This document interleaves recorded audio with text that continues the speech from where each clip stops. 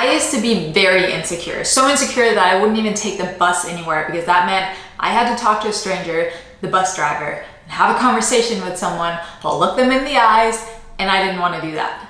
Hi my loves, and welcome back to another video. Today I wanted to talk about confidence. I get questions so often, randomly enough, about how are you so confident? Or on the flip side of that, I get, oh, it's so easy for you to be confident because you got it all.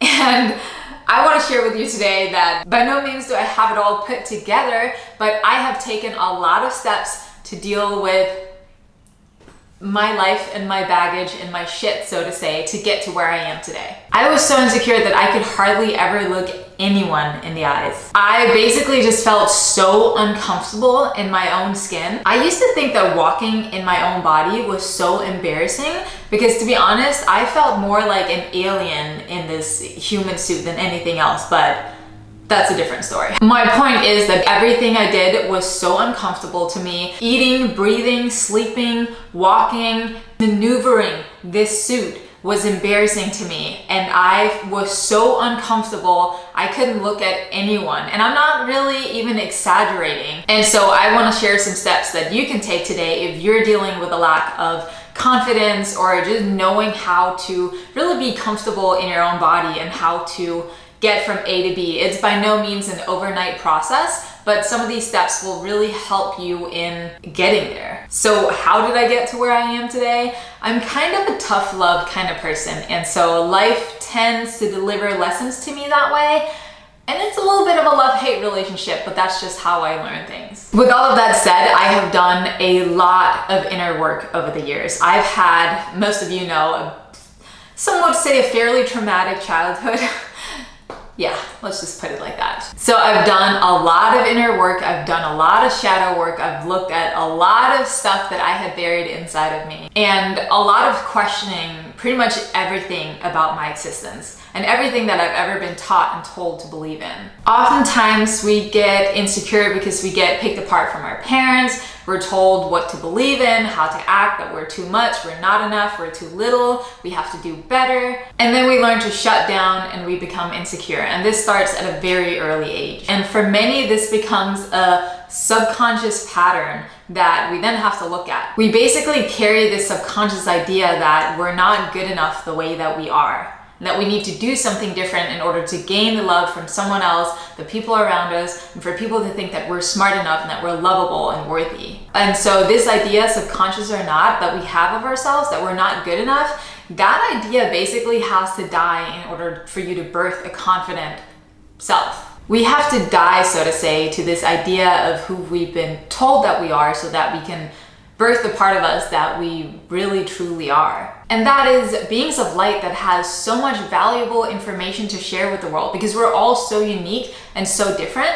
No one can share you the way that you can share you, and you have to get to a point where you understand how valuable that is. You have so much to offer and contribute to this world.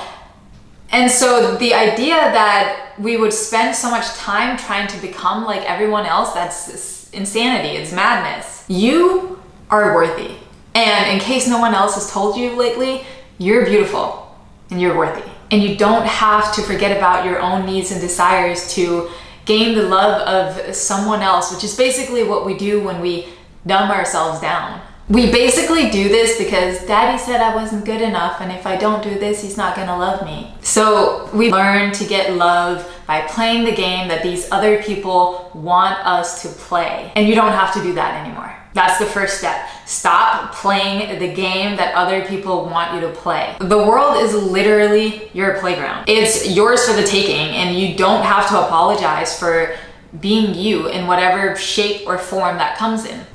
The only thing you should apologize for is not being you, okay? If you are not you, you should be apologizing because you're basically robbing the world from the true you. And so everyone can play a facade, everyone can play a role. We do that, we put a mask on so many times throughout the day. We're different when we're with our lovers, we're different when we're with our best friend, when we're with our parents, when we're at work. We put so many different masks on, and I don't think there's any one personality that we're not just this one person. We come with different phases at different times, and that's completely fine, but there still has to be some level of consistency in who you are. And so if you are scared or embarrassed of the things that you like, the things you like to watch, read, do, say, how you speak and act, then you're not being honest with people, and you make people like this idea of you that isn't really true. So confidence really comes from knowing and believing that you are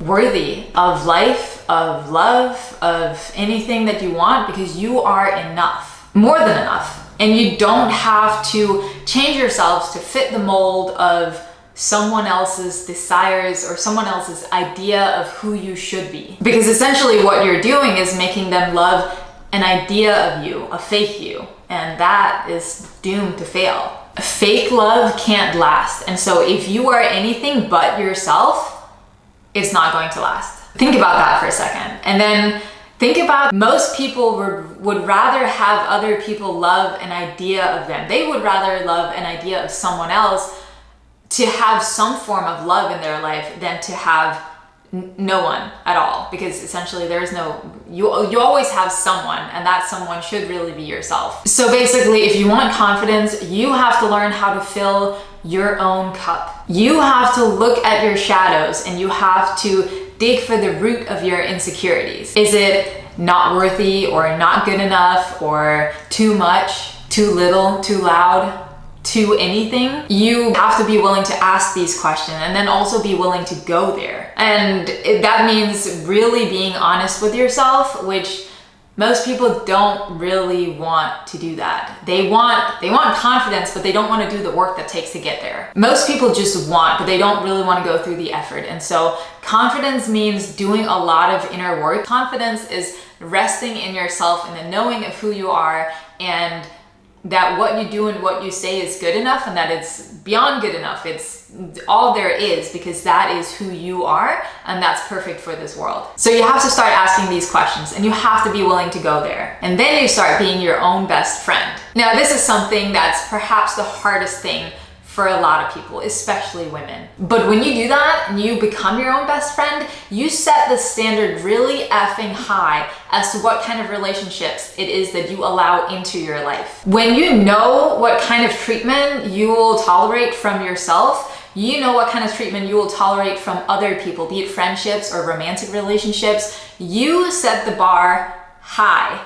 and you don't allow any other crap to come into your life. If people play small or try to pull a fast one on you, no, because you know that the relationship that you have with yourself is the foundation of what you will allow and not allow in your life. So when you set the standard really high, that's what you start to attract in your life. You welcome positive, loving relationships into your life, and you end the cycle of self-abuse. And that is really the root of confidence, ending this cycle of self-abuse. Because when you're not confident, you're basically just telling yourself that you're not good enough. And that part of you telling yourself that you're not good enough, you're not worthy, you're too much, you're too little, that is self-abuse, which we have learned, as I mentioned in the beginning. And so by switching that and becoming more confident, aware of yourself, your own best friend, you tell yourself, I'm good enough, I'm amazing, what I do is incredible, and what I have to share with the world is important. And that is what creates confidence. You're welcome.